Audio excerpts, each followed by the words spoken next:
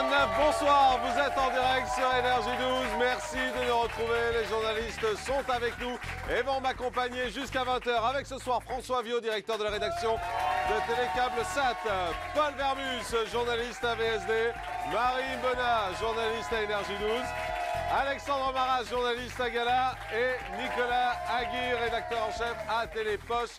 Voici tout de suite le sommaire de ce mercredi 16 janvier 2013. Et l'enquête du jour, eh bien, ce sont les chaînes qui viennent d'annoncer de nombreuses nouveautés pour début février, nouvelles émissions, nouvelle saison, et certains programmes sont attendus au tournant en 2013. Secret Story sur TF1, The Voice sur TF1 ou encore Top Chef sur M6 et Le Grand 8 sur D8. Ces programmes parviendront-ils à sauver leur peau et à séduire les téléspectateurs? Enquête. Y a-t-il une vie après la télévision? Oui, répondent encore la plupart des animateurs qui vivent très bien leur vie sans télé. Ils s'appellent Guillaume Durand, Vincent Perrault, Jacques Pradel, Marc-Olivier Fogel ou Flavie Flamand. Flavie Flamand qui est en direct avec nous ce soir. Bonsoir Flavie. Merci d'être notre invité. Vous cartonnez à la radio, vous cartonnez sur RTL et vous êtes très heureuse. On aura l'occasion d'en parler dans cette émission. Très heureuse de découvrir aussi votre nouvelle maison. C'est gentil. Voilà, et on est très bien ici. Voilà, je vous confirme. Ce soir, nous recevrons également Claire des L5. Elle a été révélée dans la première saison de Popstar sur M6. Que devient-elle depuis 2007? La rumeur dit qu'elle a été recalée dans la nouvelle saison de The Voice. Elle nous répondra, elle nous dira également s'il est vrai que les L5 vont se reformer pour donner un concert. Gros plan également dans cette émission sur le business des DJ. Il s'appelle David Guetta. Allez, Claire des L5, vous êtes avec nous, vous avez été révélée dans la première saison de Popstar. D'abord, on a envie de savoir ce que vous devenez depuis. Je continue mon métier de chanteuse. C'est dur? Oui, comme ce métier l'est, oui. Ça veut dire quoi? Ça veut dire que c'est des galères? Ça veut dire que c'est compliqué pour sortir des disques, pour remplir des salles? Oui. Vous y arrivez quand même ou pas? C'est compliqué finalement que des gens qui sont très célèbres, parce que c'est pas simple pour tout le monde ce métier, mais je me débrouille. Ça veut dire que vous regrettez l'arrêt des L5? Non, ça veut dire que à l'époque de L5, c'était pas forcément plus simple. L'un n'implique pas l'autre, mais effectivement, c'était aussi des choses, des moments plus faciles. François? Voilà. Oui, alors les L5, il faut se souvenir de ce que c'était. Hein. C'était avant la Starac, avant la Starac et Nouvelle Star. Hein. C'était le premier groupe français formé à la télé avec la télé-réalité. Vous avez vendu près de 2 millions de disques. Et alors, ce que je ne comprends pas, c'est que vous êtes déjà reformé. Et là, à nouveau, vous reparlez de vous reformer, etc.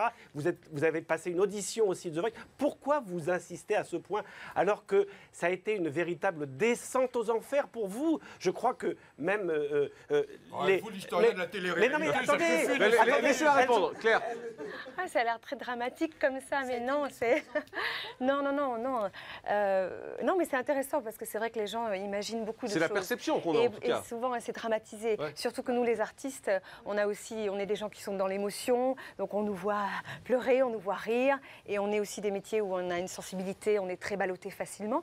Donc ça peut souvent être vécu comme ça, mais finalement, pour essayer de répondre à tout ça, je n'ai pas l'impression de m'acharner. Je m'acharne à faire mon travail, c'est-à-dire que c'est ce qui me tient et c'est ce qui me lève, c'est ce qui me plaît, c'est ce qui me rend vivante. Connue, pas connue, Oui, c'est pas vraiment le problème. Claire, malgré tout, on a besoin d'avoir des auditeurs quand on chante. Parce que si on chante toute seule, voilà, c'est pas pareil. On a besoin de séduire les gens, de faire des scènes, par exemple. Oui, tout à fait. Et c'est en ce sens-là que la promotion est toujours primordiale pour nous, évidemment. On va voir sur TF6 dans une émission qui s'appelle Télé-réalité, leur nouvelle vie. Parce qu'aujourd'hui, vous donnez des cours de chant. C'est l'essentiel de votre activité. Regardez. Alors là, j'arrive chez un de mes élèves. Je vais lui donner son cours à domicile.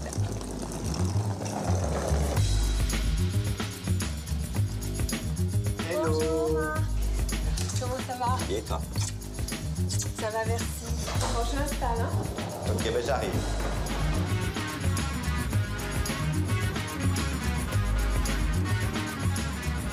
Commence déjà à te mettre en condition. Tu relâches bien. Détends la nuque. Et quand on a rempli des salles, quand on a été sur scène, Il n'y a pas une forme de frustration malgré tout à se retrouver comme ça chez quelqu'un, à donner des cours? Alors je précise, et c'est pas du tout pour dédramatiser, que je donne quelques cours, mais ce n'est pas du tout l'ensemble de mon activité. Parce que là, c'est un peu ce qui transparaît quand même dans le reportage. Mais il n'y a pas que ça dans le reportage. Nicolas Guillard de Je Télépoche. vous assure. Alors nous, à Télépoche, on avait fait, je me souviens, on a retrouvé une couve, le fabuleux destin des L5. Oui, Alors je me souviens. à quel moment il y a eu le parcours de l'erreur d'aiguillage? Je ne sais pas de quelle erreur d'aiguillage vous parlez. De là-haut à aujourd'hui, galérer un peu, quoi. D'abord, c'est vrai que c'est pas brutal, c'est petit à petit. Le groupe a une vie conséquente. Et il y a un moment donné où, effectivement, ça s'essouffle. Le public est peut-être moins là, mais surtout les maisons de disques nous ont porté longtemps. C'est pas forcément des maisons de disques qui voient à long terme. C'est plus des projets one-shot. Donc nous, on a fait notre temps. Ils en ont peut-être eu un peu marre de s'occuper de nous. Donc, il y a un moment donné, ils nous ont un peu lâché prise. C'est ce que disaient certains. Oui, c'est ce qu'on a beaucoup lu, en fait. C'est possible, ils peuvent en avoir marre aussi. Tout ça pour dire qu'effectivement, au bout d'un moment, voilà, ça s'essouffle. Chacune avait peut-être aussi besoin de reprendre un peu sa place, reprendre des forces et puis faire passer à autre chose d'une certaine manière. Et là, les L5 se reforment. En fait, il n'y a rien d'officiel à ça. Enfin, il y aura un concert quand même des L5 le 2 février. Mais il se trouve qu'on nous invite. Alors, on ne va pas dire non aux gens qui nous invitent. Tout comme des plateaux de télévision nous ont invités.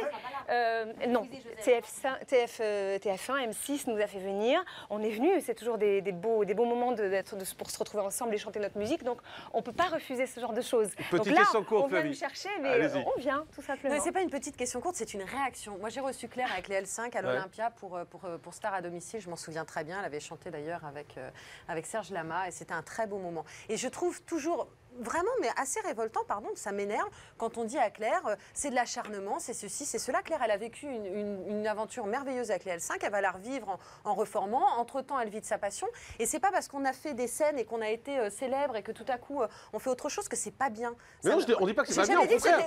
Non, c'est pas ça. Ce qu'on veut essayer de comprendre parce que non, mais moi, je c'est me pas suis ça. entendu dire, je ramène pas les choses à moi, c'est pardon. Quand on est très... Mais c'est vrai que du coup, moi, je me suis tellement entendue dire, pourquoi vous acharnez pas à faire de la télé? Mais parce que le bonheur peut être ailleurs aussi et différemment. Il faut être un peu cohérent Pardon, aussi. Claire, non, c'est très gentil. François Vio, il est bientôt minuit, il va falloir qu'on aille. Cohérent. J'ai retrouvé une déclaration de Lydie.